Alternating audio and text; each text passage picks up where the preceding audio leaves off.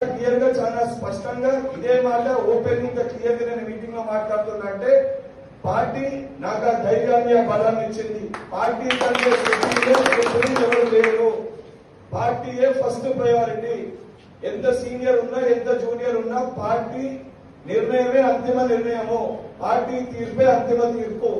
Party నిర్ణయం తీసుకున్నాక దాన్ని వ్యతిరేకిస్తే సరే సుదీర్ఘంగా ఉండదని చెప్పి ఓపికతో ఉంటామేమో, కానీ ఎక్కువ కాలం అదే రకంగా పార్టీని నష్టం చేకూరిస్తే నా సొంత కాంగ్రెస్ పార్టీ కార్యకర్తలు కూడా చూస్తూ ఊరుకోవాల్సి వస్తుంది.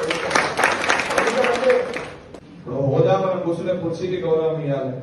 పార్టీ ఒక నిర్ణయం తీసుకున్నప్పుడు నచ్చినా నచ్చకపోయినా దూరదృష్టితో పార్టీ ఒక విషయాన్ని పరిగణలోకి తీసుకున్నప్పుడు అందరం కూడా దానికి కట్టుబడి ఉండాల్సిన బాధ్యత రికార్డ్స్ కాంగ్రెస్ పార్టీ కార్యకర్తలు.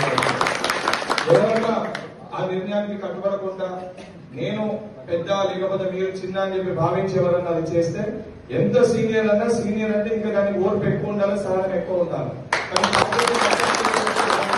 పని చేయకూడదు అనేది నా ఉద్దేశం. వచ్చి ఇద్దరికి కూడా చెప్పాలి, ఇది నిర్ణయం. వీళ్ళ మీరు గెలుస్తారంటే వీళ్ళకే టికెట్ ఇవ్వాలి. వీళ్ళ మీరు గెలిచే అవకాశం ఉందంటే గెలిచే అభ్యర్థికే టికెట్ ఇవ్వాలి. సుదీర్ఘంగా పార్టీ పట్టుకున్న వ్యక్తి ఇంకెవరన్నా అక్కడ గెలిచే అవకాశం లేదంటే వాళ్ళకి నామినేటెడ్ అవకాశం కల్పించాలి.